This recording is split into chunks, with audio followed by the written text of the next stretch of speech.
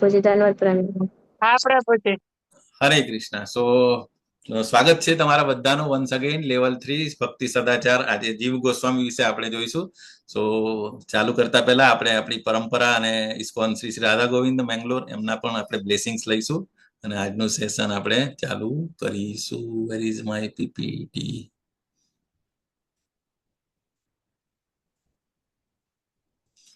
Screen visible ને માતાજી? હા પ્રભુજી. હા માતાજી.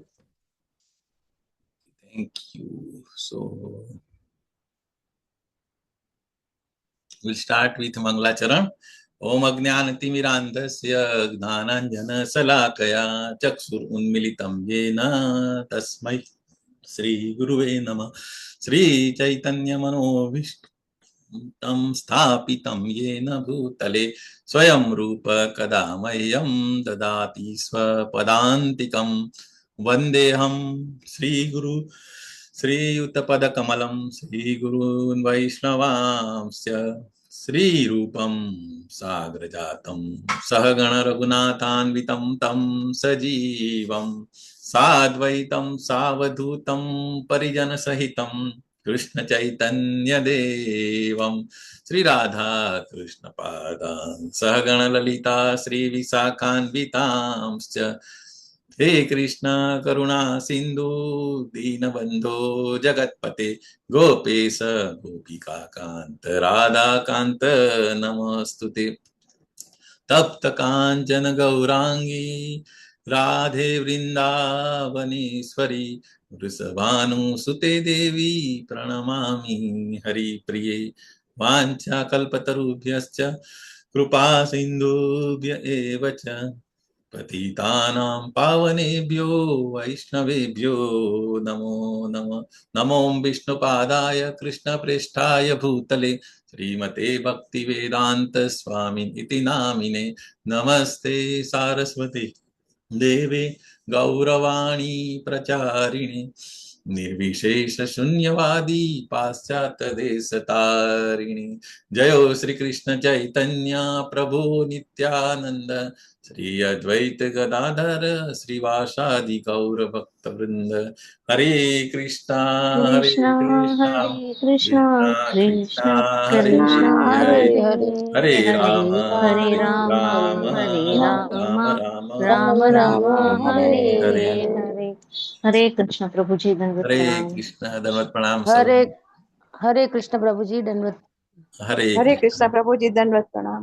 હરે હરે કૃષ્ણ. કૃષ્ણ પ્રભુજી દંડવત પ્રણામ. Thank you. ચાલો આપણે સ્ટાર્ટ કરીશું. આપણે 6 ગોસ્વામીઓ આઈ થિંક હરે કૃષ્ણ.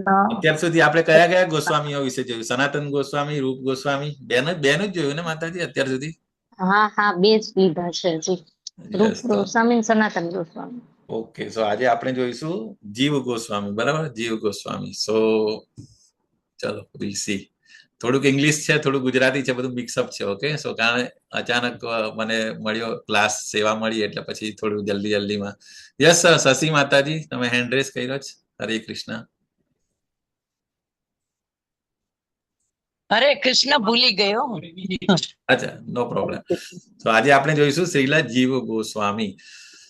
સો જીવ ગોસ્વામી કોણ હતા? બેઝિકલી એમનું કન્ટ્રીબ્યુશન આપણે આપણા સંપ્રદાયમાં, આપણા જે ગૌડીય મધ્ય સંપ્રદાયમાં વેરી વેરી ઇમ્પોર્ટન્ટ છે. કે શ્રીલ જીવ ગોસ્વામી એક મહાન પરંપરા, જે આપણી પરંપરા બ્રહ્માજીથી સ્ટાર્ટ, કૃષ્ણ ભગવાન થી લઈને બ્રહ્માજી, બરાબર, બ્રહ્મ ગૌડીય મધ્વ સંપ્રદાય, માધવાચાર્ય, ચૈતન્ય મહાપ્રભુ અને પછી 6 ગોસ્વામીઓ, પછી પ્રભુપાદને આપણે ખબર છે એ રીતે. સો એમાં એક મહાન પરંપરાના શિલ્પી એટલે શું? એ બનાવે ને એ, તો એમનો રોલ બહુ વેરી ઇમ્પોર્ટન્ટ છે. બરાબર. તો આપણે જોઈશું શું છે એમણે કન્ટ્રીબ્યુશન. બરાબર.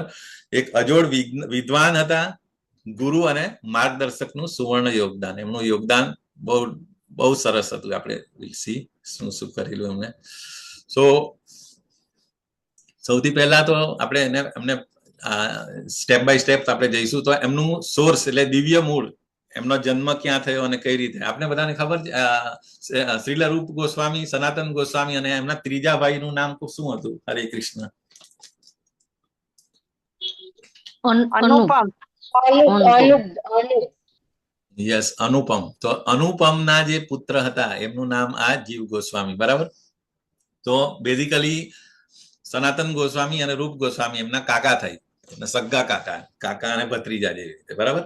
સો ડેફિનેટલી એમનું મૂળ તો એ કહેવાય. અને ઓરિજિનલી આધ્યાત્મિક જગતની અંદર જે ગૌર ગણોદેશ દીપિકાની અંદર આપણે બધા રેફરન્સ આપ્યા છે કે જે અહીંયા ચૈતન્ય મહાપ્રભુના પાસ્ટ ટાઈમમાં જે હતા એ ઓરિજિનલ કૃષ્ણ લીલામાં કોણ હતા.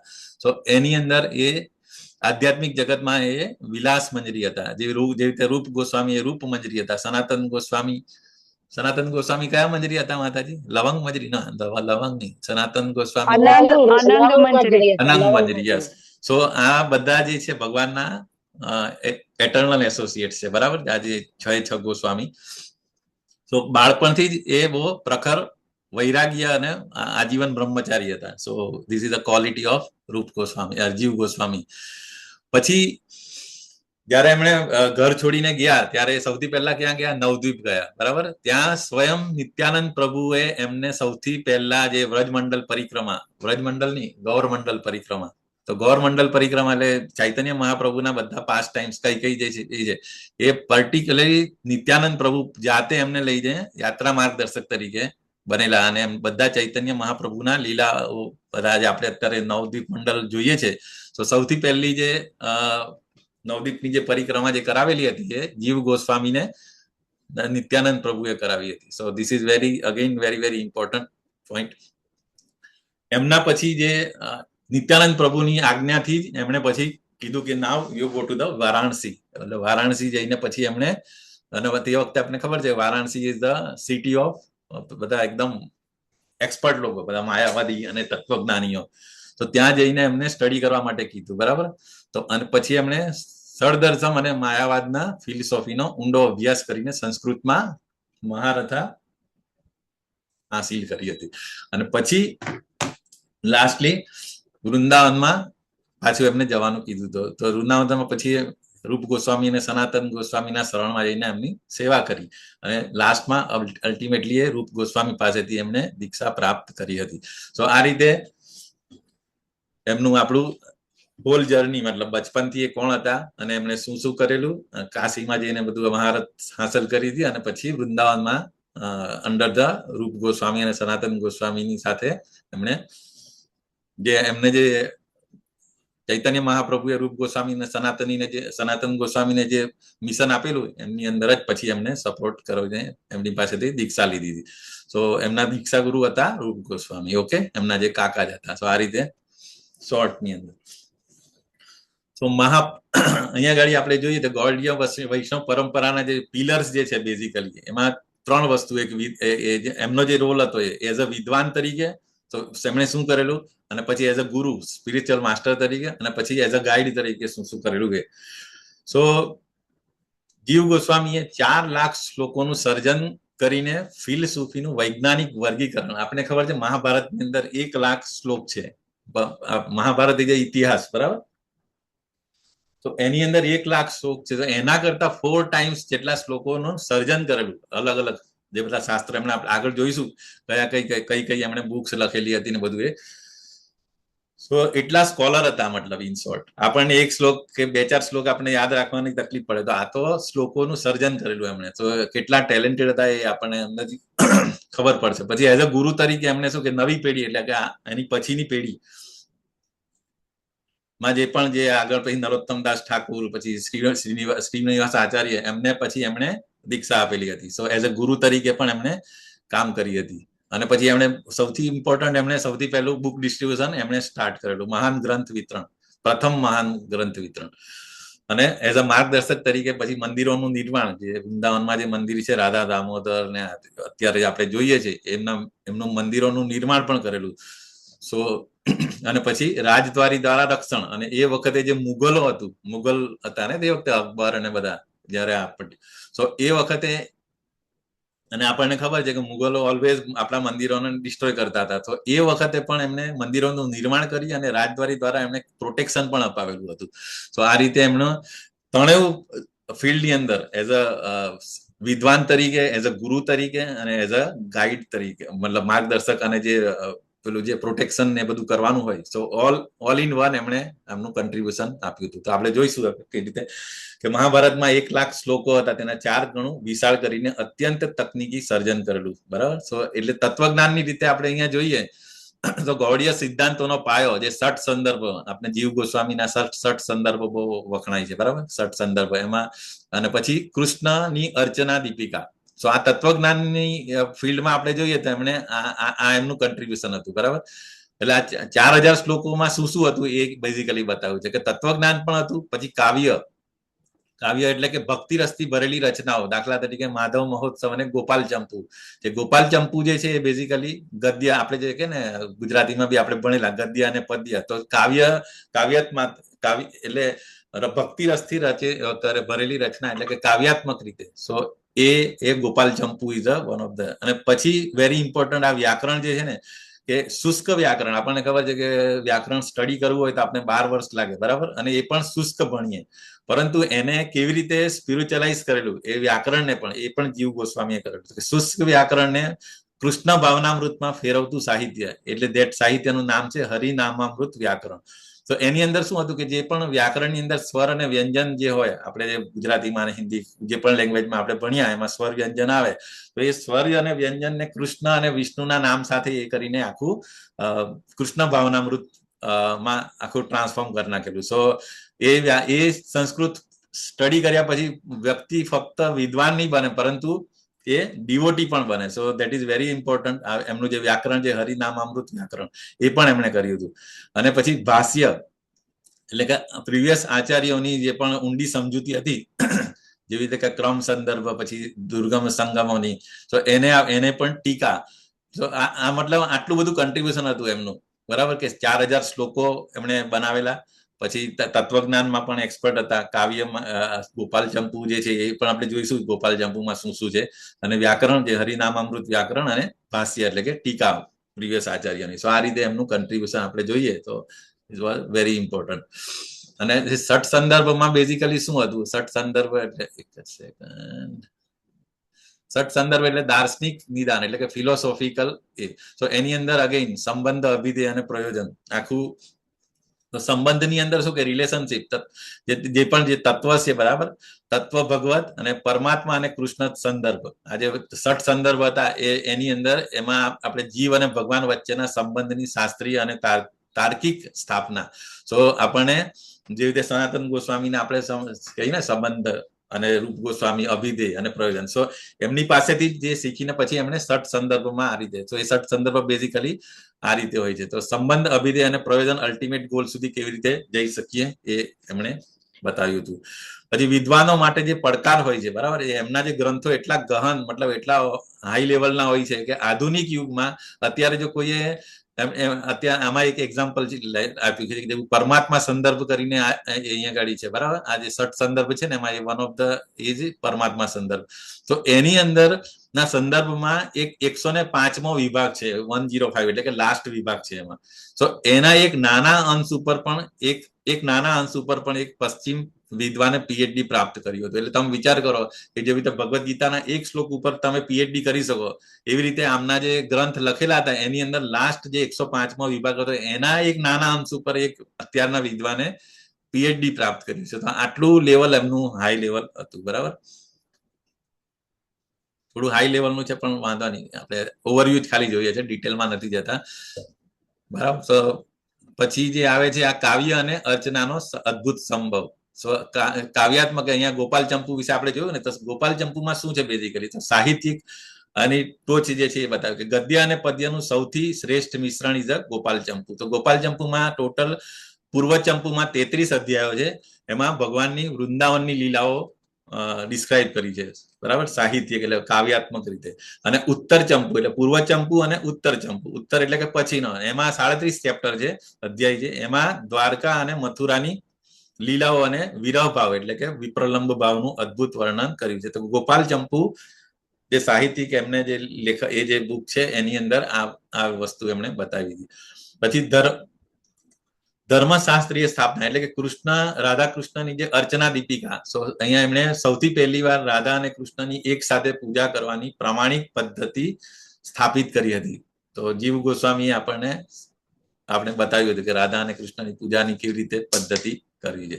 અને ચૈતન્ય મહાપ્રભુની ઈચ્છા મુજબ ભક્તિની ઔપચારિક પ્રક્રિયા ઘડી કાઢી. જે ચૈતન્ય મહાપ્રભુએ જે રીતે કીધું હતું કે ભાઈ કેવી રીતે આપણે ભક્તિની પ્રોસેસ હોવી જોઈએ, સો એના માટે એમણે આખું ફોર્મ કર્યું હતું. ઓકે, સો આ રીતે ગોપાલ ચંપુ અને કૃષ્ણ અર્ચના દીપિકા એ પણ. સો ઇન શોર્ટ, હવે બીજું જે વ્યાકરણમાં જે આપણે મેં કીધું ને કઈ રીતે એમણે એ કર્યું તો શિક્ષણનું આધ્યાત્મિકરણ કેવી રીતે કર્યું તો એ દેટ ઇઝ ઇન ધ હરિનામામૃત વ્યાકરણ.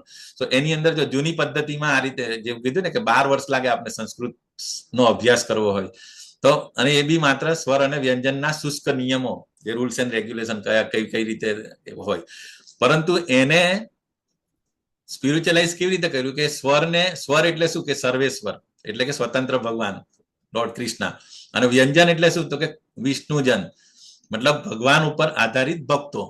સો ભગવાન અને ભક્તો એટલે સ્વર અને વ્યંજનને આ રીતે એમણે કોરિલેટ કર્યા, અને જેમ વ્યંજન વિના સ્વર બોલી શકાતો નથી તેવી રીતે, એટલે કે ભક્ત ભગવાન વિના અધૂરો છે. સો આ રીતે આખું કોરિલેશન કર્યું કે વ્યાકરણના જે સ્વર અને વ્યંજનને ભગવાનના ભક્ત અને ભગવાન, સ્વર એટલે ભગવાન સ્વતંત્ર ભગવાન, અને વ્યંજન એટલે ભગવાનના ભક્તો વિષ્ણુજન, બરાબર.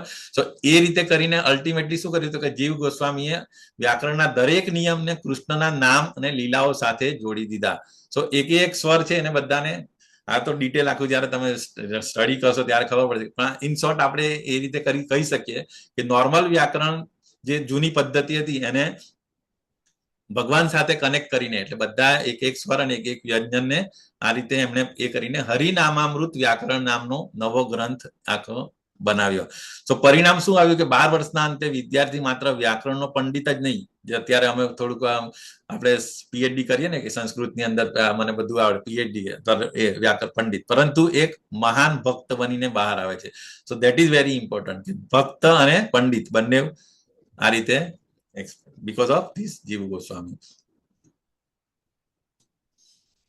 પછી ગુરુ તરીકે એમનો રોલ શું, એમણે શું કરેલું તો કે શૂન્યાવકાશમાં માર્ગદર્શન, કે જયારે રૂપ ગોસ્વામી અને સનાતન ગોસ્વામી ગયા પછી એ થોડી ગેપ આવી ગયેલી હતી, બરાબર. તો એમની અંદર પછી ગાઈડ કરવા માટે કોણ તો કે અહીંયા લખ્યું છે ને કે વરિષ્ઠ ગોસ્વામીઓની વિદાય પછી અન્ય દીક્ષા ગુરુઓએ પણ પોતાના શ્રેષ્ઠ શિષ્યોને તાલીમ માટે જીવ ગોસ્વામી પાસે મોકલ્યા હતા. જો ઉંમરની અંદર સૌથી નાનામાં નાના હતા, બરાબર, જીવ ગોસ્વામી 6 ગોસ્વામીની અંદર, પરંતુ એમણે બીજા બધા દીક્ષા ગુરુઓએ પણ એમના જે શિષ્યો હતા એમને જીવ ગોસ્વામી પાસે મોકલેલા હતા. એનું ઉદાહરણ તો કે નરોત્તમદાસ ઠાકુર, શ્રીનિવાસ આચાર્ય અને શ્યામાનંદ પ્રભુ, આ ત્રણે કોની પાસેથી તાલીમ લીધેલી તો કે જીવ ગોસ્વામી પાસે. અને આ ત્રણેય મહાન ભક્તોના, અને આપણને ખબર છે નરોત્તમદાસ ઠાકુર નો રોલ, પછી શ્રીનિવાસ આચાર્ય એમણે શું કરેલું એ પણ આપણે આગળ જે આચાર્યોની સ્ટડી કરશે ત્યારે માતાજી કે અથવા તો કોઈ બી જે બી પ્રભુ લેશે તો એ તમને એક્સપ્લેન કરશે what was the role of Srinivas Acharya. અને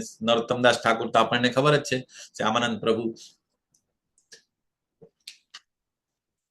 આ ત્રણેય મહાન ભક્તોના ભજન, બેઝિકલી વૈષ્ણવ સોંગ્સ જે છે નરોત્તમદાસ ઠાકુરના, તો એનામાં એમણે એ કરીને ખામીઓ સુધારીને તેમને સંપૂર્ણતા સુધી પહોંચાડ્યા.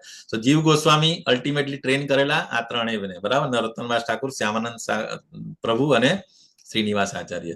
સો એઝ અ ગુરુ તરીકે પણ એમનો રોલ હતો. સો ઇમ્પોર્ટન્ટ રોલ હતો, બરાબર. પછી આવે બુક ડિસ્ટ્રીબ્યુશન. બુક ડિસ્ટ્રીબ્યુશન એટલે કે પ્રથમ મહાન ગ્રંથની વિતરણ ક્રાંતિ. સો અહીંયા જે પણ એ તો ત્યાં વૃંદાવનમાં હતા, બરાબર. તો અન્ય ગોસ્વામીઓએ, એટલે જે પણ ગોસ્વામી, સનાતન ગોસ્વામી, રૂપ ગોસ્વામીએ જે પણ બધી બુક્સ લીધી, આપણે લખી હતી, બરાબર. રૂપ ગોસ્વામીએ nectar of instruction, nectar of devotion, બરાબર, અને સનાતન ગોસ્વામીએ હરિભક્તિ વિલાસ, એ બધા જે પણ એમણે જે પણ તમામ ગ્રંથો જે હતા એ એમને જીવ ગોસ્વામીએ ને સોંપ્યા હતા, કારણ કે એમની પાછી તરત જીવ ગોસ્વામી હતા ને, સોંપ્યા હતા. તો જીવ ગોસ્વામીએ આ અદ્ભુત સાહિત્યને પેટીઓમાં ભરીને ત્રિપુટી, એટલે કઈ ત્રિપુટી આપણે ત્રણ જે જોયા ને, નરોત્તમદાસ ઠાકુર, શ્યામાનંદ દાસ અને ત્રીજા કોણ હતા? શ્રીનિવાસ આચાર્ય. એ ત્રણેય બધી બુક ડિસ્ટ્રીબ્યુશન, સૌથી પહેલું જે બુક ડિસ્ટ્રીબ્યુશન જે કર્યું એ ક્યાં? ગૌડ દેશ એટલે કે બંગાળમાં, અને ઉત્કલ દેશ એટલે કે ઓડિશા. સો વૃંદાવનથી બંગાળ અને ઓડિશા માટે એમને શિફ્ટ કરેલા હતા પેટીઓમાં ભરીને, જે પણ જે ટ્રાન્સક્રિપ્ટ હતી બધી લખેલી હતી એ. આજના જેવું કે સોફ્ટ કોપી કે ઝેરોક્સ ને બધું નહીં હતું, એ વખતે તો લખતા હતા પેલા એક એની અંદર. સો એ બધું પેટીઓમાં ભરીને બંગાળ અને ઉત્કલ ત્યાં એટલે કે ઓડિશામાં મોકલેલા. તો આ શિષ્યોએ ગૌડ દેશ અને આધ્યાત્મિક, અને એનાથી શું થયું કે આધ્યાત્મિક ક્રાંતિ પછી થઈ હતી, બરાબર. અને ઇવન રાજાઓ જે હતા એ ટાઈમના ઓડિશાના અને બંગાળના, તો એ રાજાઓ પણ સામાન્ય જનતા અને રાજાઓને અને સામાન્ય જનતાઓને બી વૈષ્ણવ બનાવ્યા હતા. તો શ્યામાનંદ પ્રભુની પરંપરામાં ઇવન અહીંયા એવું કીધું કે શ્યામાનંદ પ્રભુની પરંપરામાં એક હાથીને પણ દીક્ષા આપવામાં આવી હતી. આઈ એમ નોટ મચ અબાઉટ, મારે જોવું પડશે કેવી રીતે, મને બહુ આ તો પેલામાં હતું એટલે, બટ એક હાથીને પણ દીક્ષા આપવામાં આવેલી હતી શ્યામાનંદ પ્રભુની પરંપરામાં. સો આ રીતે દરેક રાજાઓથી લઈને સામાન્ય જનતા અને ઇન્ક્લુડિંગ હાથી, એને પણ કેવી રીતે દીક્ષા આપી એ આપણે એમનો રોલ હતો, બરાબર. પછી આ શું છે, માર્ગદર્શક અને વ્યવસ્થાપક. માર્ગદર્શક એટલે કે એઝ અ ગાઈડ તરીકે, અને વ્યવસ્થાપક એટલે કે મેનેજ કરવું. આપણે આટલું મોટું જે આટલું બધું કાર્ય કર્યું, એમને લખ્યું, પછી ટેમ્પલો બનાવ્યા, તો એના માટે એઝ અ મેનેજર મેનેજ કરવું એ પણ ઇમ્પોર્ટન્ટ છે. સો વ્યવસ્થાપક અને ગાઈડ તરીકે એક અશક્ય જે નોર્મલ વ્યક્તિ માટે બંને વસ્તુનો રોલ નિભાવવો એ અશક્ય, પણ છતાં પણ એમને એ બેલેન્સ રાખ્યો હતો, બરાબર. કે જેવી રીતે વ્યવસ્થા નોર્મલી શું કે વ્યવસ્થાપક એટલે કે જે મેનેજ કરતો હોય એ લોકોને ફિલોસોફીના ગહન ગ્રંથો લખી શકતો નથી, એટલે એ પછી ક્યાં તો મેનેજ કરી શકે, ક્યાં તો પછી લખી શકે બુકો. પરંતુ કારણ કે એનું મન જ્યારે એક સાથે બંનેમાં તો ફોકસ ના કરી શકે ને, એટલે કાં તો એ મેનેજ કરે, કાં તો પછી ગ્રંથોનું લખી શકે. પણ જીવ ગોસ્વામીએ બંનેનું બેલેન્સ રાખ્યું હતું. પછી અહીંયા ગાડી શું મેનેજ કરેલું એ પણ અહીંયા કીધું છે કે 1542માં રાધા દામોદર મંદિરની સ્થાપના કરી હતી અને પૂજાની શરૂઆત એમણે કરી હતી, બરાબર. પછી રાધા ગોવિંદ દેવ મંદિરના 14 વર્ષ લાંબા નિર્માણ કાર્યનું સીધું સંચાલન કર્યું હતું. એટલે બીજું જે ટેમ્પલ, આ જે ટેમ્પલ હતું એની સ્થાપના અને પૂજાની શરૂઆત કરેલી હતી 42માં, અને પછી રાધા ગોવિંદ દેવનું મંદિર જે 14 વર્ષ જેટલા એમને નિર્માણ કાર્ય માટે લાગેલું હતું, એમાં એનું બી એડમિનિસ્ટ્રેશન એમણે કર્યું હતું. તો આટલી વિશાળ વ્યવસ્થા સાંભળવા છતાં 4 લાખ શ્લોકોનું સર્જન તેમણે ચાલુ રાખ્યું. એટલે એક બાજુ મેનેજમેન્ટ કરતા હતા, એડમિનિસ્ટ્રેશન કરતા હતા, અને બીજી બાજુ એમનું રાઇટિંગનું બી કામ ચાલુ હતું. પછી જાનવા માતાજી એટલે કે જે આપણે ચૈતન્ય નિત્યાનંદ પ્રભુના વાઇફ, બરાબર, જાનવા માતાજી. સો એ પણ ત્યાં પછી એકવાર વૃંદાવન આવેલા હતા. જાનવા માતા જેવા અગ્રણીઓ પણ તેમની સલાહ લેતા. So it's very important. Yes, કોઈ હેન્ડ રેઝ કર્યો છે? કોણ? સ્વભક્તિ માતાજી. હરે કૃષ્ણ પ્રભુજી, મારે એ પૂછવું હતું કે રાધા ગોવિંદ દેવનું આ જયપુરમાં મંદિર છે એની વાત થાય છે? નહીં, આ વૃંદાવન વાળું જ હશે માતા રાધા ગોવિંદ દેવ. આ બધું વૃંદાવનમાં જ ફોકસ હતા. એ જયપુરનું તો જયપુરના રાજાએ પછી જે ડીટી ને શિફ્ટ કરેલી હતી, એટલે જયપુરનું ટેમ્પલ ધેટ ઇઝ ડિફરન્ટ. હા, હરે કૃષ્ણ. ઓકે. પછી આ એક વધારે બહુ ઇમ્પોર્ટન્ટ છે કે રાજદ્વારી એટલે કે એ વખતે જે અકબર હતો, બરાબર, જે મુસલમાન રાજા હતો, સો એના તરફથી એણે પ્રોટેક્શન લેવડાવેલું કે જે પણ જે ટેમ્પલ્સ છે, જે વૃંદાવનના ટેમ્પલ છે, એને કોઈ બ્રેક ના કરી શકે, બરાબર, કોઈ પણ.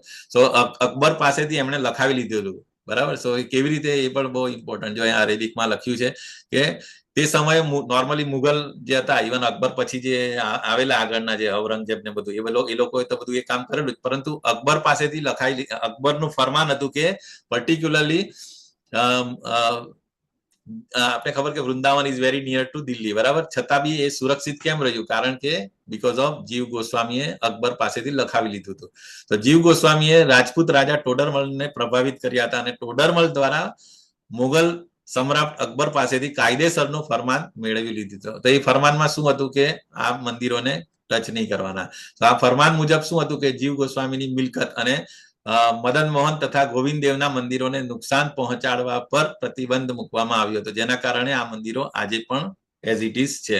મંદિરોને તોડવામાં નતા આવેલા, પણ એ લોકો જે હતા, એ લોકો ઔરંગઝેબ ને એ લોકો પર્ટિક્યુલર અકબર પછી જે આવેલા, તો એ લોકો મૂર્તિ બી એ કરી નાખતા હતા. મૂર્તિને એ લોકોએ પછી જયપુરમાં શિફ્ટ કરી દીધી હતી. બરાબર.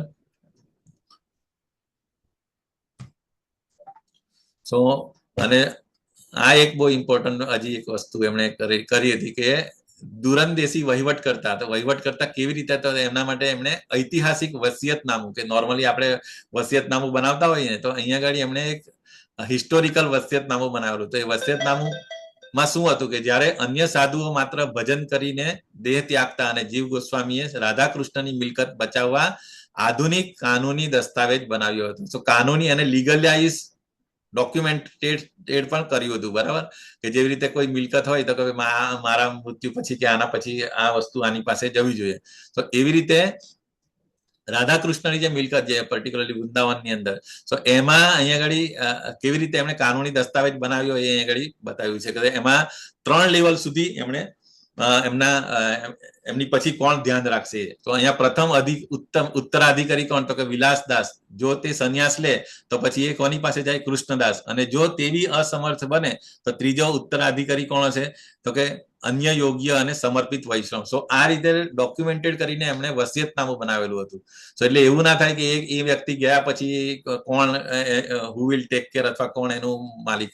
સો અહીંયા આગળ આ રીતે એમણે એક વસિયતનામું બનાવેલું હતું, પર્ટિક્યુલરલી રાધાકૃષ્ણની મિલકત જે પણ એમનું ટેમ્પલ્સ ને બધું હતું એને બચાવવા માટે. તો એની અંદર અહીંયા આગળ એટલા માટે લીગલાઇઝ એટલે કર્યું કે કોઈ પણ છેડછાડ ન કરી શકે. એના માટે એને પછી સંસ્કૃત અને અલગ અલગ લેંગ્વેજ એટલે કે ઇંગ્લિશમાં પણ, એટલે કે બંને ભાષાઓમાં લખીને હજારોની હાજરીમાં અનેક સાક્ષીઓ, એટલે એકદમ જે વસિયતનામું એટલે એવું નહીં કે ભાઈ હા મને તો ખબર નહીં હતી કે વોટ ઇઝ ધ પ્રૂફ. એટલે એના માટે આ રીતે હિસ્ટોરિકલ વસિયતનામું, આ જે ખરેખર આવું વસિયતનામું કદાચ અત્યારે બી જોવા ના મળતું હોય, તો એ જીવ ગોસ્વામીએ આ રીતે કર્યું હતું. બરાબર. પછી છે જીવંત વારસો, એટલે કે એક મિશનનો પુનર્જન્મ. તો કેવી રીતે, તો આપણે જોઈએ કે શ્રીલા રૂપ ગોસ્વામી શ્રીલા પ્રભુપાદે અમેરિકા જતા પહેલા આપણને ખબર છે કે વર્ષો સુધી જીવ ગોસ્વામીના રાધા દામોદર ટેમ્પલમાં નિવાસ કરેલો હતો. બરાબર ને, બધાને ખબર જ છે. અને તેમની ચેતનાને આત્મસાત કરી હતી. આ ટેમ્પલમાં પણ તમે બધા ગયા હશે, જોયું હશે, વૃંદાવનમાં ગયા તો યાદ આવે ચિત્ર જોઈને? તો that is called Radha Damodar મંદિરમાં પ્રભુપાદ બી રહેલા હતા અને ત્યાં એમને એ કરતા હતા. તો પ્રભુપાદે શું કરે કે મારું મિશન સમગ્ર વિશ્વમાં શ્રી જીવ ગોસ્વામીના મહિમાનો પ્રચાર કરવાનું છે. સો પ્રીવિયસ આચાર્ય, બરાબર, એમના મહિમાનો પ્રચાર કરવાનો. રાધા દામોદર મંદિર એ મારો હૃદય અને આત્મા છે. આ શ્રીલા પ્રભુપાદ કીધું છે. તો આધુનિક યુગની અંદર શ્રીલા પ્રભુપાદજીએ જીવ ગોસ્વામીના તે જ 3 સ્તંભો, જે ઓરિજિનલ આપણે પહેલી સ્લાઇડમાં જોયા, બરાબર, કે તો વિદ્વાન એટલે કે પ્રભુપાદે પણ બધી બુકોનું ટ્રાન્સલેશન કર્યું, જે વસ્તુ જીવ ગોસ્વામીએ કરી હતી. બરાબર. પરંતુ પેલું કે ને ટાઈમ અને એ પ્રમાણે પ્રભુપાદે આપણા જેવા કળિયુગના કે કળિયુગથી પ્રભાવિત વ્યક્તિ પણ ઇઝીલી સમજી શકે એ માટે Bhagavad Gita as it is, nectar of devotion, nectar of બધી બુકો, મતલબ જે આપણે અત્યારે જે વાંચી રહ્યા છે, that is translated by Prabhupada. તો એ જ સેમ વે એ રીતે જે જીવ ગોસ્વામીએ આ રીતે કર્યું હતું, તે જ વસ્તુ આધુનિક યુગમાં શ્રીલા પ્રભુપાદજીએ એ જ 3 સ્તંભો, એટલે કે વિદ્વાન, પછી ગુરુ તરીકે જે આપણા ફાઉન્ડર આચાર્ય તરીકે, અને માર્ગદર્શક કે જે આપણે બધાને ગાઈડ કરતા હતા. ઇવન જે વેસ્ટર્ન કન્ટ્રીઝમાં બધા જેને સાડી પહેરતા નતું બધું, મતલબ તો શ્રીલા રૂપ ગોસ્વામી શ્રીલા પ્રભુપાદે પણ સેમ રોલ જે જીવ ગોસ્વામીએ કર્યો હતો એને એ કરીને પછી વૈશ્વિક સ્તરે એને પુનર્જીવિત કર્યો. સો વૈશ્વિક સ્તરે સુધી લઈ જવાનું કામ કોણે કીધું? પ્રભુપાદે. ઓકે. સો આ રીતે એક જીવંત વારસો જે જીવ ગોસ્વામી અથવા આપણા જે આચાર્યોએ આપેલો હતો એને કન્ટિન્યુએશન કરવાનું કામ શ્રીલા પ્રભુપાદે કર્યું હતું. ઓકે. સો ઐતિહાસિક પ્રતિબિંબ એટલે આપણે રિફ્લેક્શન જે કહીએ ને, કે કેવી રીતે પ્રભુપાદ અને જીવ ગોસ્વામી, તો અહીંયા આગળ વિદ્વાન તરીકે, ગુરુ તરીકે અને માર્ગદર્શક તરીકે, તો જીવ ગોસ્વામીએ એટલે 16મી સદીમાં અને શ્રીલા પ્રભુપાદે 20મી સદીમાં. સો આ રીતે 350-400 વર્ષ પછી, મતલબ, બરાબર. તો કેવી રીતે શું એટલે કોરિલેટ કર્યું છે, સમજાવ્યું છે.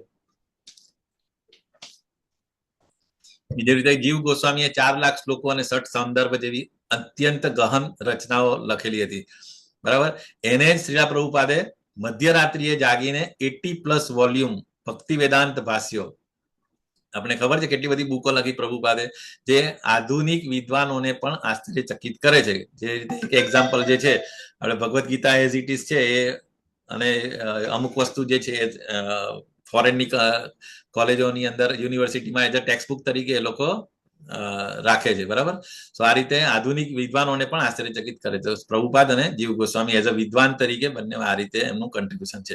પછી એઝ અ ગુરુ તરીકે તો શૂન્યાવકાશમાં ત્રિપુટીને તાલીમ આપીને પ્રથમ ગ્રંથ વિતરણ કર્યું હતું કે જે 3 ત્રિપુટી જે આપણે કીધું નરોત્તમદાસ ઠાકુર, શ્રીનિવાસ આચાર્ય અને શ્યામાનંદ દાસ, એમને જયારે પ્રીવિયસ આચાર્યો પછી જે વેક્યુમ થયેલું હતું, શૂન્યાવકાશ થયેલો હતો, એ વખતે એમને ટ્રેનિંગ આપી અને પછી બુક ડિસ્ટ્રીબ્યુશનનું પણ વિતરણ શરૂ કરેલું જીવ ગોસ્વામીએ.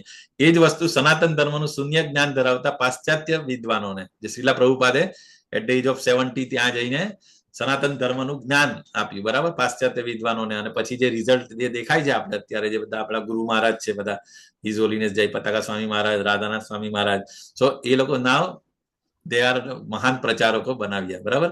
પછી એઝ અ ગુરુ તરીકે અને પછી એઝ અ માર્ગદર્શક તરીકે જે રીતે વૃંદાવનના મંદિરોનું વ્યવસ્થાપન જીવ ગોસ્વામીએ કરેલું હતું અને કાનૂની વસિયત અને રાજદ્વારી રક્ષણ પ્રોટેક્શન આપેલું, એવી જ રીતે શીલા પ્રભુપાદે કેવી રીતે એક તો આટલા 108 વૈશ્વિક ટેમ્પલોનું સંચાલન, જીબીસીની સ્થાપના અને ભવિષ્યની રૂપરેખા પણ આપીને પ્રભુપાદ ગયા હતા.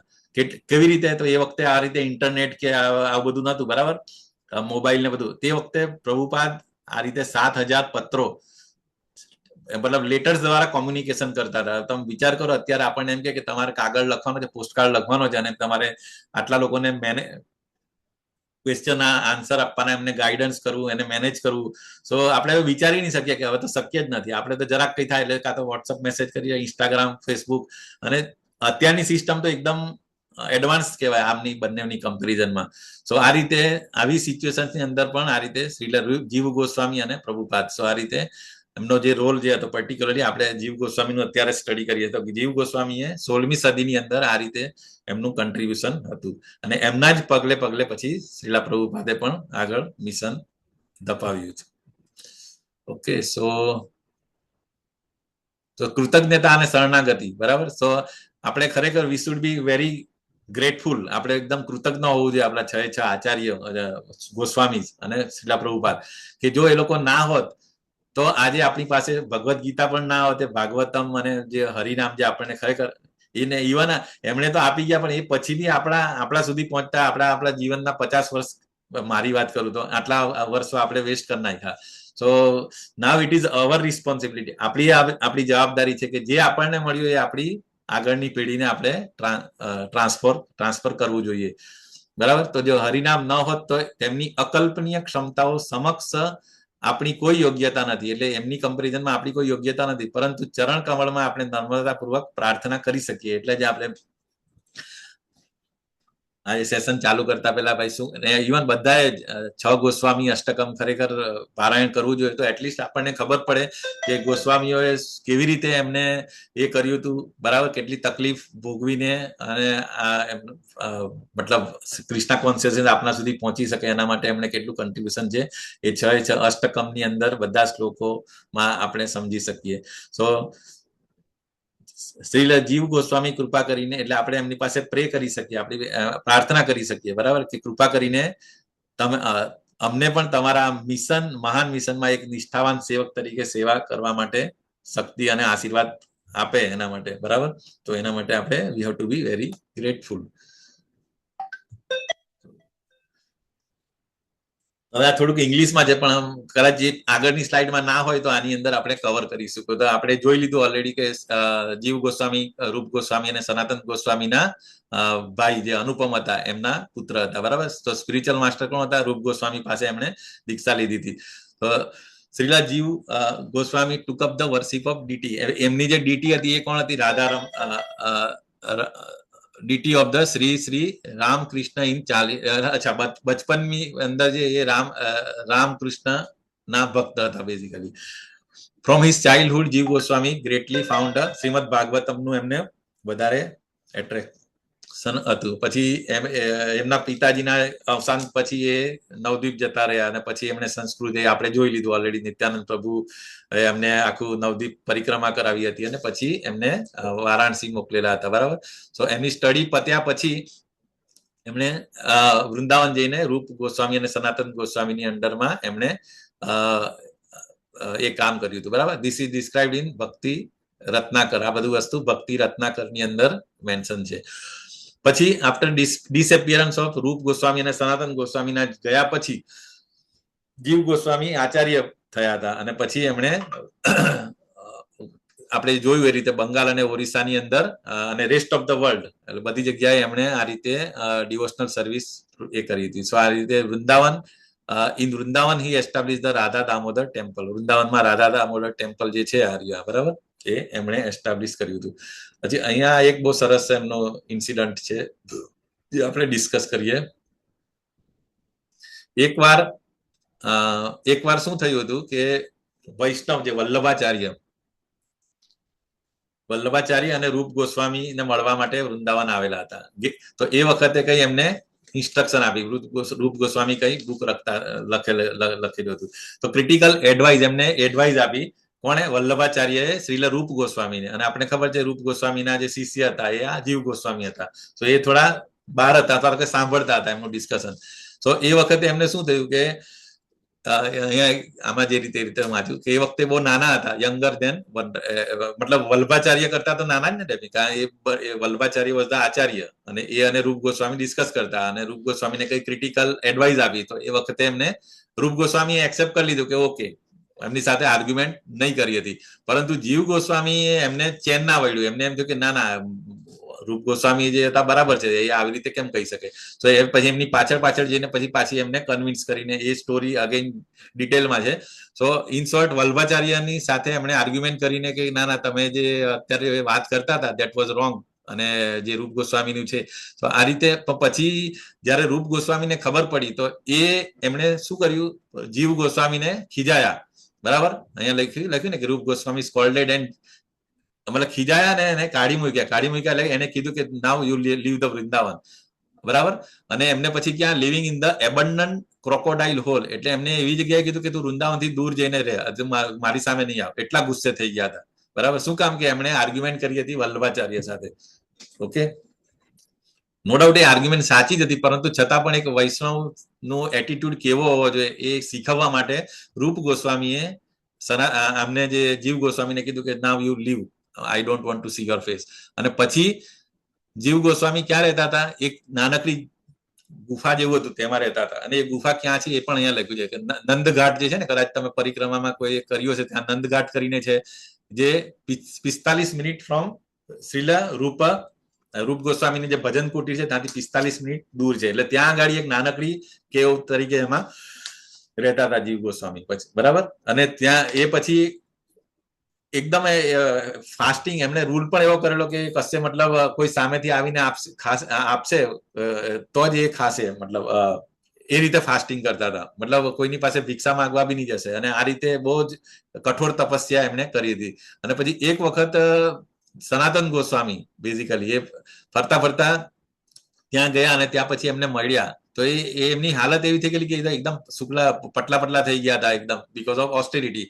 તો ત્યારે એમને ખબર પડી કે એ ખાલી પેલો ઘઉંનો લોટ અને એ પણ પેલું ભિક્ષા જે પણ મળે અને એને એ ખાલી ઘઉંનો લોટ યમુનાના પાણીની અંદર નાખીને એ ખાલી એ રીતે એમનું ગુજરાન કરતા હતા. સો એ જોઈને પછી એકદમ સનાતન ગોસ્વામી એને લઈ ગયા પકડીને, અને પછી રૂપ ગોસ્વામી પાસે કીધું ભાઈ આને અગેન યુ એક્સેપ્ટ. આ રીતે પછી એમને તો સનાતન Goswami brought him back and in the service of રૂપ ગોસ્વામી. સો આ રીતે જીવ ગોસ્વામીને પાછા લઈ ગયા હતા. તો આ એક સરસ, અમે લોકો ગયેલા વ્રજમંડળ પરિક્રમાની અંદર, ત્યારે આ જગ્યા જોઈ હતી અમે નંદઘાટ પાસે, કે જ્યાં જીવ ગોસ્વામી અંદર નાનકડી અંદર અંડરગ્રાઉન્ડ એક ઝોપડી છે, અંડરગ્રાઉન્ડ નાનકડી રૂમ છે, ત્યાં આગળ ઓસ્ટેરિટી એ કરતા હતા. અને જે કીધું ને કે ઘઉંનો લોટ અને પાણી, યમુનાનું પાણી, એ રીતે ટાઈમ સ્પેન્ડ કરતા હતા. શ્રીલ રૂપ અહીંયા આગળ બહુ એક ઇમ્પોર્ટન્ટ વસ્તુ પ્રભુપાદે અહીંયા કીધું છે કે પ્રભુપાદ કે કમેન્ટ એ રીતે કર્યું છે કે આ રીતે જીવ ગોસ્વામીને પનિશમેન્ટ આપવા પાછળ રૂપ ગોસ્વામીનો હેતુ શું હતો. બરાબર. સો એમણે એ શીખવા માંગતા હતા કે રૂપ Goswami sent Jiva Goswami out of Vrindavan to teach all જીવાસ ટુ ઓલ, કે બધા જીવ જે છે આપણે લોકોએ શું શીખવાનું છે એમની પાસે, કે જે ઉપદેશામૃત અગેન રિટન બાય રૂપ ગોસ્વામી, કે રૂપ એમાં લખ્યું છે ને ઉપદેશામૃતમાં કે વાચો વેગમ મનસો ક્રોધ વેગમ જીવહા વેગમ. સો આનું પ્રેક્ટિકલ ઇમ્પ્લિમેન્ટેશન કેવી રીતે કરવા એનું ડેમો બતાવવા માટે જીવ ગોસ્વામીને એમણે આ રીતે ત્યાગ કરેલો અને દૂર મોકલી આપેલા. So at all times the devotee should control his tongue. અહીંયા આગળ જે કહે ને કે આપણે આપણી ટંગનો ઉપયોગ ક્યારે, કેટલો અને કોની સામે કરવો એનું, બરાબર. અને કેવી રીતે devotee should always remain humble એટલે કેવું, તૃણાદપી સુનિજેના. સો એ શીખવવા માટે રૂપ ગોસ્વામીએ એમના શિષ્ય અથવા તો એમના ભત્રીજા અને આ રીતે મતલબ ત્યાગ કરેલો હતો. શું કામ? કે એમને વલ્લભાચાર્ય સાથે ડિસ્કશન કરી, મતલબ એમનો વાણીનો જે ખરેખર જે રૂપ ગોસ્વામીએ આર્ગ્યુમેન્ટ નથી કરી, પરંતુ એમણે પછી કરેલું તો એનું પનિશમેન્ટ તરીકે, એઝ અ પનિશમેન્ટ તરીકે અને આપણને શીખવાડવા માટે એમણે આ રીતે કર્યું હતું. So this is very important incident in life of જીવ ગોસ્વામી. પછી કૃષ્ણદાસ કવિરાજ ગોસ્વામીએ જયારે ચૈતન્ય ચરિતામૃત લખ્યું ત્યારે જીવ ગોસ્વામી હાજર હતા. લેટર ધ જીવ ગોસ્વામી ઇન્સ્પાયર્ડ શ્રીનિવાસ આચાર્ય, અને પછી જીવ ગોસ્વામીએ શ્રીનિવાસ આચાર્ય કે એ પણ એમનું પણ બહુ કન્ટ્રીબ્યુશન, કે એમણે કેવી રીતે શ્રીનિવાસ આચાર્ય, નરોત્તમદાસ ઠાકુર અને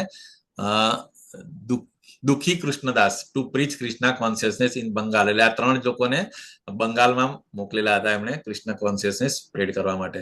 જીવ ગોસ્વામી ઓકે, અને પછી જે બુક મોકલેલી ને આ બધી શ્રીનિવાસ આચાર્ય સાથે, વૃંદાવનથી બંગાળ અને વિષ્ણુપુર, એ જયારે લઈ જતા હતા ત્યારે ચોરી થઈ ગયેલી.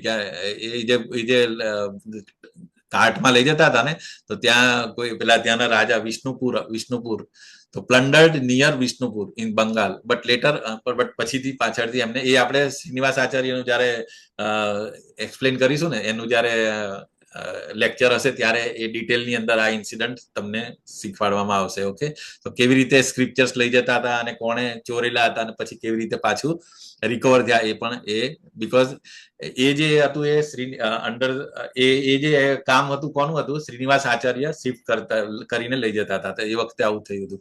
સો Shri Jiva Goswami awarded the designation of Kaviraj to કોને, કવિરાજનું જે ડેઝિગ્નેશન કોને, રામચંદ્ર સેનને અને રામચંદ્ર ના નાના ભાઈ ગોવિંદા. તો ગોવિંદા અને રામચંદ્રને એ કવિરાજનું બિરુદ આપેલું હતું. સો આ રીતે ગોર ગણોદેશ દીપિકાની અંદર આપણે ઓલરેડી જોઈ લીધું કે ઇઝ અ વિલાસ મંજરી ગોપી હતી. બરાબર. સો ઓકે, મોટું આ રીતે. હા, અને પછી હવે કઈ બુકો એમણે શ્રી જીવ ગોસ્વામીએ લખી હતી એ અહીંયા આગળ કીધું છે. બરાબર. કમ્પોસ્ટ એન્ડ એટલીસ્ટ 25 બુક્સ, 25 બુકો લખેલી હતી એમણે. They are much celebrated and they are listed as follow. તો કે આપણે જોયું ને, હરિનામ અમૃત વ્યાકરણ, પછી સૂત્ર મલિકા, ધાતુ સંગ્રહ, કૃષ્ણાચાર્ય દીપિકા, ગોપાલ વૃંદાવલી, રસામૃત સેન, માધવ, આપણે જે મેઇન બધું જોયું ને, ગોપાલ તાપની ટીકાઓ પણ લખેલી. તો એ શું છે એ પણ લખ્યું છે. કોમેન્ટ્રી ઓફ બ્રહ્મ સંહિતા આપણે જોઈએ. ચાલો, હરિનામામૃત વ્યાકરણ જે છે કોમેન્ટ્રી ઓન બ્રહ્મ સંહિતા છે. અચ્છા, એ અલગ છે, સોરી. કોમેન્ટ્રી ઓન બ્રહ્મ સંહિતા એટલે બહુ બધા ઉપર ટીકા પણ એમણે લખેલી છે. કોમેન્ટ્રી ઓન ભક્તિ રસામૃત સિંધુ, ઉજ્જવલ નીલમણી, યોગેશ્વર સ્તવ, ગાયત્રી મંત્ર અને અગ્નિપુરાણ. બરાબર. ગાયત્રી મંત્ર જે ડિસ્ક્રાઇબ ઇન અગ્નિપુરાણમાં જે ગાયત્રી મંત્ર છે એના ઉપર પણ એમણે ટીકા લખી હતી. Description of lord's lotus feet derived from the Padma Purana, ભગવાનના જે ચરણ કમળ જે પદ્મ પુરાણમાં લખેલું છે એના ઉપર એમણે ડિસ્ક્રિપ્શન આપ્યું હતું. અને description of lotus feet of રાધારાણીના લોટસ ફીટ પર એમણે, અને ગોપાલ ચંપુ જે 2 પાર્ટ આપણે જોયું ને સ્લાઇડમાં એની અંદર. ઓકે, અને 7 સંદર્ભ જે કયા 7 સંદર્ભ જે કહે ને, એ કયા તો કે ક્રમ સંદર્ભ, પછી તત્વ, ભગવત સંદર્ભ, પરમાત્મા સંદર્ભ, કૃષ્ણ ભક્તિ અને પ્રીતિ સંદર્ભ. સો આ 7 સડ કે એક minute, one can obtain a conclusive understanding of devotional service and supreme personality of Godhead. So જીવ ગોસ્વામીએ જે આ સઠ સંદર્ભ જે છે એનાથી આપણે શું ચૈતન્ય ચરિતામૃતમાં અંત્યલીલામાં લખ્યું છે 4.229 માં કે આપણે ભગવાનને સંપૂર્ણ રીતે સમજીને આપણે ભક્તિ કરી શકીએ. સો this is the contribution from શ્રીલા Jiva Goswami.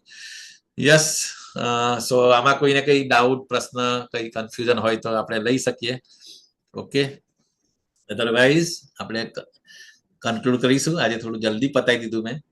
વાંચા કલ્પતરુભ્યસ્ય કૃપા સિંધુભ્યૈવ ચ પતિતાનાં પાવનેભ્યો વૈષ્ણવેભ્યો નમો નમઃ. અનંત કોટી વૈષ્ણવ કી જય. જય શ્રીલા પ્રભુપાદ, જય ગુરુ મહારાજ કી જય, જય જીવ ગોસ્વામી કી જય, છઠ ગોસ્વામી કી જય. હરે કૃષ્ણ. હરે કૃષ્ણ પ્રભુજી.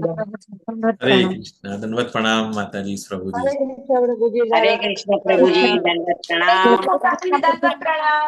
હરે કૃષ્ણ. હરે દંડવત કૃષ્ણ પ્રણામ. પ્રભુજી દંડવત પ્રણામ.